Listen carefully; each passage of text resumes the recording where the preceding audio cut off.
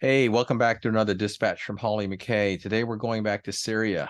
Holly's got a story about an Air Force colonel who is a retired Air Force colonel who is working in the region. And tell us a little bit about this.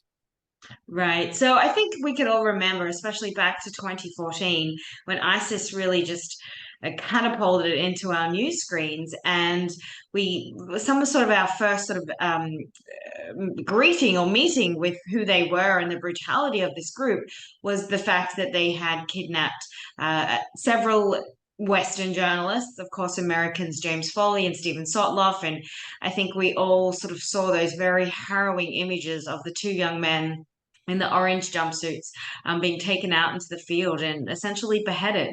And so that really, shook the core, I think, of Americans, of the Obama administration. And that was huge news for a long time. And then, sort of since then, several other journalists and other aid workers were also kidnapped and killed by ISIS. Another one being Kayla Mueller, who was a young aid worker in Syria. And so it really was this a huge news story. But I think when ISIS was, quote unquote, defeated, that news story very much went away. But nobody really ever questioned, whatever happened to the likes of James, Stephen, Kayla, and several others. So there's one man who's sort of trying to at least bring a little bit of attention back, and he's a retired Air Force Colonel, Jim Klingmeyer. And he's sort of going over there. He's a company called SC Ventures, and he has as a team, and they are still searching for the remains of these American civilians that were very publicly murdered by ISIS. And I think it's very easy to forget that these Americans were never actually brought home. And so Jim is sort of somebody that's spearheading this search because the families, of course, they don't forget, and they're still very much in the throes of trauma. And to have their loved ones come back, I think would offer a lot of closure. Yeah. And has he had any success in this endeavor? Unfortunately, not. But that's not deterring him for now. He has teams. They're sort of working with DNA evidence, of course, in Syria and specifically in Raqqa, there, which was the caliphate capital that ISIS used for a long time. There are still dozens of unexcavated mass graves, and so the sort of challenge is excavating these graves and then trying to identify the remains. And of course, whilst ISIS may not control Raqqa anymore and may technically not have territory in Syria anymore, it certainly still launches daily attacks. It's still very much an insurgent group.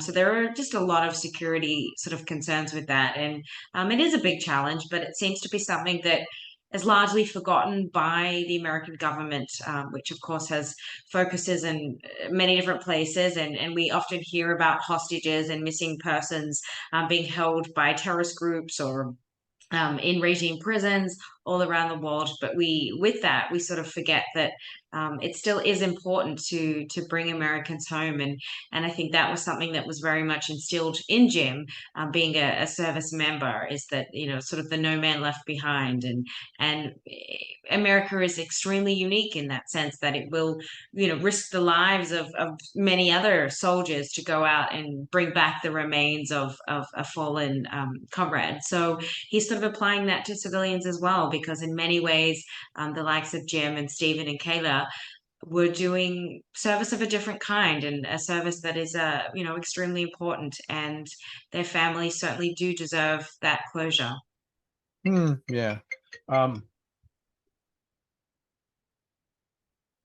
Quick follow-up question to that. How much of a needle in the haystack job is this? Because those mass graves contain hundreds, if not thousands, of people.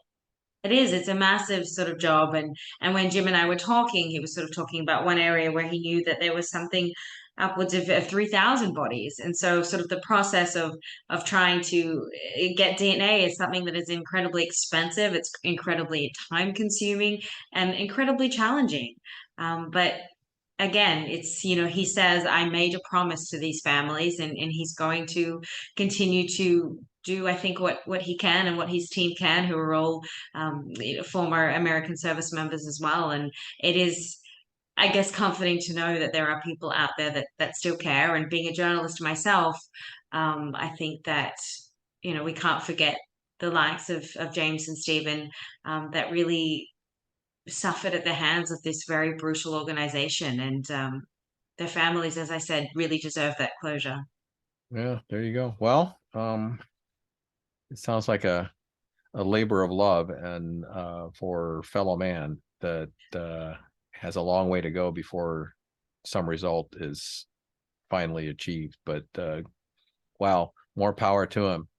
Thanks, Holly. I mean, you find these vignette stories in other parts of the world, and it's always interesting to see just how dedicated people are to these kinds of things. Absolutely. All right, thank you, and we'll talk to you again soon. Thank you.